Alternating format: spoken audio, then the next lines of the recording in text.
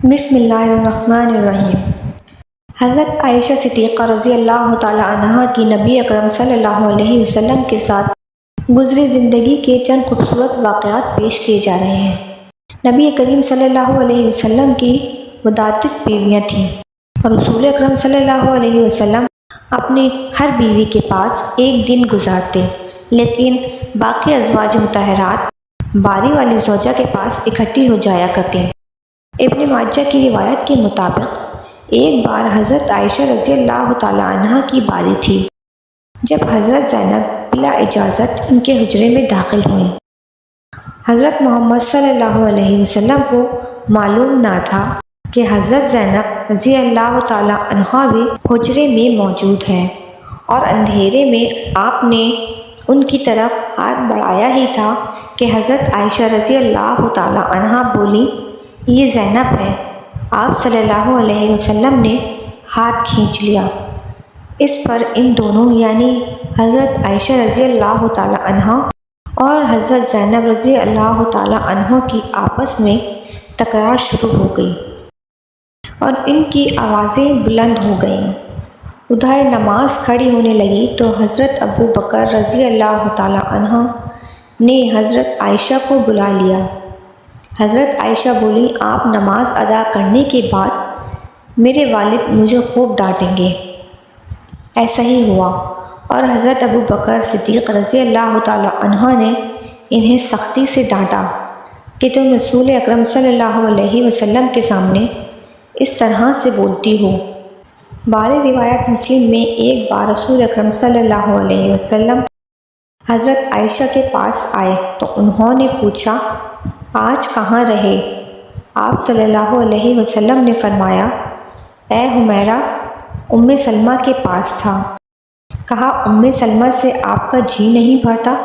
مجھے بتائیں، اگر آپ ایک وادی کے دو کناروں پر اتریں، ایک سے گھاس چرا لی گئی ہو اور دوسرے کنارے پر کوئی گھاس کھانے والا نہ آیا ہو، تو آپ جانور کہاں چلانا پسند کریں گے؟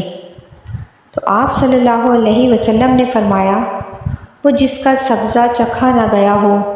تو عائشہ رضی اللہ تعالی عنہا کہنے لگیں، میں آپ کی دوسری عورتوں کی طرح نہیں، میرے علاوہ ہر عورت دوسرے مرد کے پاس رہی ہے۔ رسول اکرم صلی اللہ علیہ وسلم مسکرا دیے۔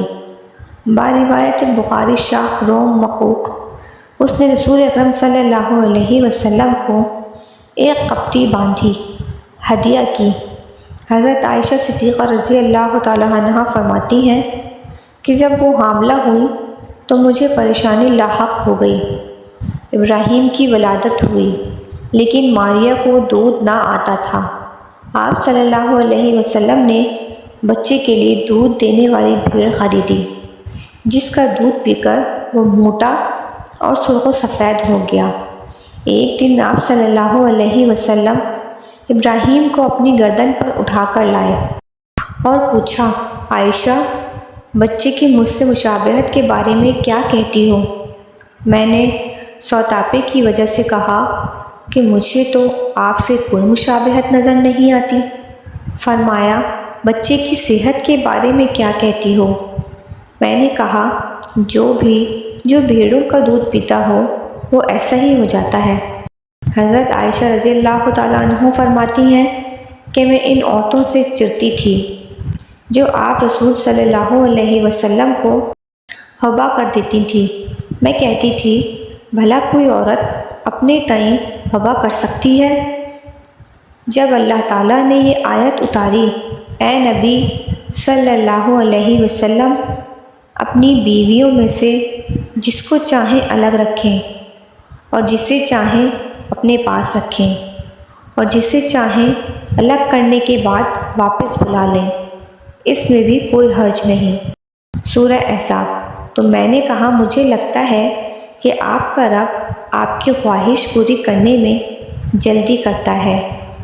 بارے روایت بخاری، بارے روایت مسلم ابن حجر کہتے ہیں کہ کئی صحابیات نے اپنی جان رسول صلی اللہ علیہ وسلم کو بخشی، لیکن آپ صلی اللہ علیہ وسلم کسی ایک کو نکاح میں نہ لائے، کیونکہ یہ آپ صلی اللہ علیہ وسلم کی منشا پر موقوف تھا، بشرط یہ کہ نبی صلی اللہ علیہ وسلم ان کو اپنے نکاح میں لانا چاہیں۔ الاحزاب ابن حجر نے حضرت میمونہ رضی اللہ تعالی عنہ کے واہبہ ہونے کا بھی رد کیا۔ ام المومنین حضرت سودہ بنت زمعہ رضی اللہ تعالی عنہ نے اپنی باری کا دن حضرت عائشہ رضی اللہ تعالی عنہ کو دے دیا تھا، چنانچہ حضور اکرم صلی اللہ علیہ وسلم حضرت عائشہ رضی اللہ تعالی عنہ کے ہاں 2 دن قیام فرماتے۔ حضرت عائشہ فرماتی ہیں کہ سودا کے علاوہ کوئی عورت ایسی نہیں کہ میرا اس جیسے طور طریقے اختیار کرنے کو دل چاہے، مگر ان میں بھی تنگی تھی۔ بارے روایت مسلم ایک بار حضرت صفیہ بنت حیی اور حضرت عائشہ میں جھگڑا ہوا۔ دونوں نے ایک دوسرے کے باپ کو برا بھلا کہا۔ رسول اکرم صلی اللہ علیہ وسلم نے سنا تو فرمایا، صفیہ تم ابو بکر کو گالی دے رہی ہو۔ حضرت عمر رضی اللہ تعالیٰ عنہ فرماتے ہیں، رسول اکرم صلی اللہ علیہ وسلم کی ازواج آپس میں رشک و رقابت کی وجہ سے آپ صلی اللہ علیہ وسلم سے روٹھ گئیں، تو میں نے ان سے کہا کہ اگر رسول اکرم صلی اللہ علیہ وسلم تمہیں طلاق دیں تو مجھے بڑی امید ہے ان کا رب انہیں بدلے میں تم سے بہتر بیویاں دے گا۔ تو اسی مضمون کی آیت سورہ تحریم میں نازل ہو گئی۔ بخاری ایک سفر میں حضرت محمد صلی اللہ علیہ وسلم کے ساتھ جانے کے لیے حضرت عائشہ اور حضرت حفصہ کے نام قرہ نکالا۔ رات کے سفر میں گفتگو کرنے کے لیے آپ حضرت عائشہ رضی اللہ تعالیٰ عنہ کو اپنے ساتھ رکھتے تھے۔ حضرت حفصہ رضی اللہ تعالیٰ عنہ کو اس پر رشک آیا۔ انہوں نے حضرت عائشہ سے کہا، تم میرے اونٹ پر سوار ہو جاؤ اور میں تمہارا اونٹ پکڑ لیتی ہوں، دیکھتے جاؤ کیا بنتا ہے۔ حضرت محمد صلی اللہ علیہ وسلم حضرت عائشہ رضی اللہ تعالیٰ عنہ کے اونٹ کے پاس گئے اور حضرت حفصہ رضی اللہ تعالیٰ عنہ کو سلام کیا۔ رات بھر کے سفر کے بعد پڑاؤ کا وقت آیا۔ حضرت عائشہ آپ سے دور رہ گئیں۔ وہ نبی صلی اللہ علیہ وسلم سے شکوہ تو نہ کر سکتی تھی، اس لیے زمین پر اترتے ہی اپنے پاؤں اصغر گھاس میں ڈال دیے جس میں سانپ بچھوؤں کا پسیرا ہوتا تھا، اور رنج کے باعث دعا کرنے لگی، یا رب ڈھسنے کے لیے مجھ پہ کوئی سانپ بچھو ہی مسلط کر دے۔ باری روایت بخاری اور باری روایت مسلم نبی صلی اللہ علیہ وسلم اپنی ایک زوجہ حضرت عائشہ رضی اللہ تعالیٰ عنہ کے پاس تھے۔ اتنے میں ایک دوسری بیوی حضرت زینب رضی اللہ تعالیٰ عنہ نے کھانے پر رکابی بھیجی۔ حضرت عائشہ رضی اللہ تعالیٰ عنہ نے، جس کے ہاں نبی صلی اللہ علیہ وسلم تھے، لانے والے خادم کے ہاتھ پر ایک ضرب لگائی تو رکابیں گر کر ٹوٹ گئیں۔ آپ صلی اللہ علیہ وسلم نے گرا ہوا کھانا اور کعبے کے ٹکڑوں کو اکٹھا کیا اور خادم سے فرمایا، تمہاری اماں ام المومنین حضرت عائشہ کو رشک آ گیا تھا۔ خادم کو روک کر آپ صلی اللہ علیہ وسلم نے گھر سے نئی رکابی دے کر رخصت کیا۔ باری روایت بخاری حضرت عائشہ صدیقہ رضی اللہ تعالی عنہ فرماتی ہیں، ایک رات سوتے ہوئے میرا جسم رسول اکرم صلی اللہ علیہ وسلم کے جسم سے مل گیا۔